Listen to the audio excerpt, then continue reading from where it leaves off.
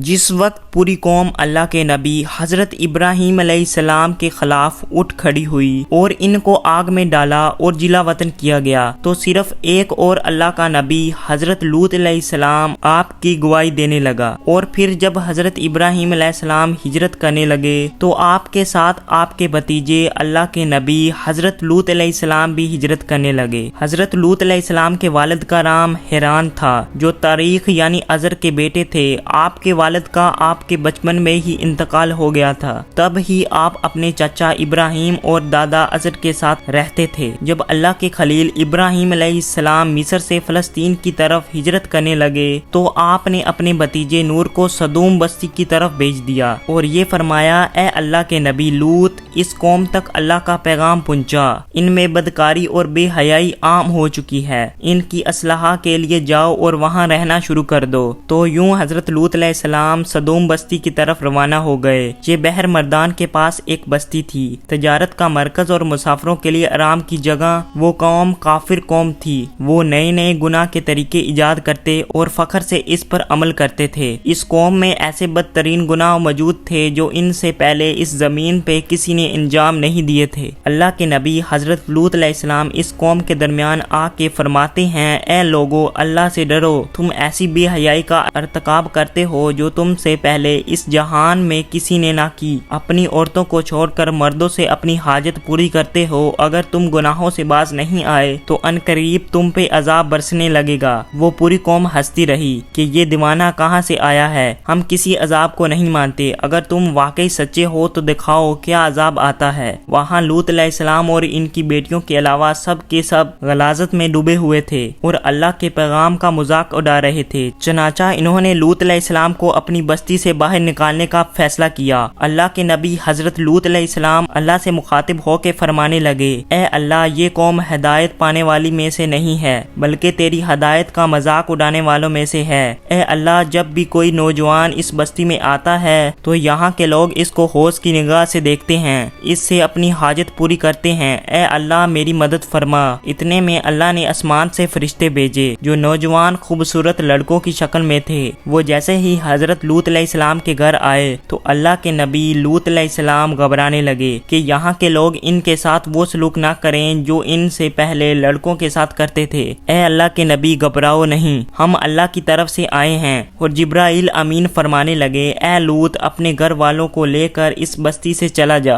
صبح یہاں پہ اللہ کا عذاب آئے گا، اس بستی کے جانے کے بعد پیچھے مڑ کے نہ دیکھنا، ہم تیرے پورے گھر کو اللہ کی پناہ میں رکھیں گے اور بچا لیں گے سوائے تمہاری بیوی کے، کیونکہ وہ پیچھے رہنے والوں میں سے ہوگی۔ افسوس، اللہ کے نبی لوط علیہ السلام کی بیوی نے جب ان لڑکوں کو دیکھا تو اس بستی کے لوگوں سے کہنے لگی کہ ہمارے گھر کچھ خوبصورت نوجوان آئے ہیں، کیا تم نے ان کو نہیں دیکھا جیسا تم لوگوں نے پہلے کبھی نہیں پایا ہوگا۔ اتنے میں بستی کے کچھ لوگ حضرت لوط علیہ السلام کے گھر پہنچتے ہیں۔ حضرت جبرائیل امین ان کو ایسی ضرب لگاتے ہیں وہ تمام کے تمام اوندے ہو گئے۔ وہ سب واپس جانے لگے اور زور زور سے دھمکیاں دینے لگے، اے لوط، ہم تم سے کل نپٹ لیں گے۔ تو بس جیسے ہی لوط علیہ السلام اپنے گھر والوں کے ساتھ اس بستی سے باہر نکلتے ہیں تو جبرائیل امین اس بستی کو کھیڑ کر آسمان کی طرف بلند کرتا ہے۔ آسمان سے پتھر اور آگ ایسے برستی ہے کہ وہ ایک ایک انسان چیخ اٹھتا ہے۔ ان کی چیخیں اور آواز جب لوط علیہ السلام کی بیوی نے سنی جو ان کے ساتھ چل رہی تھی، وہ بار بار اس بستی کو مڑ مڑ کے دیکھ رہی تھی۔ اتنے میں آسمان سے ایک پتھر آیا، حضرت لوط علیہ السلام کی بیوی کو لگا اور وہ بھی اس قوم کے لوگوں میں شامل ہو کر فنا ہو گئی۔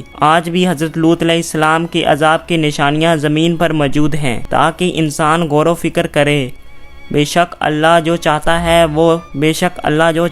وہ ہو کے رہتا ہے۔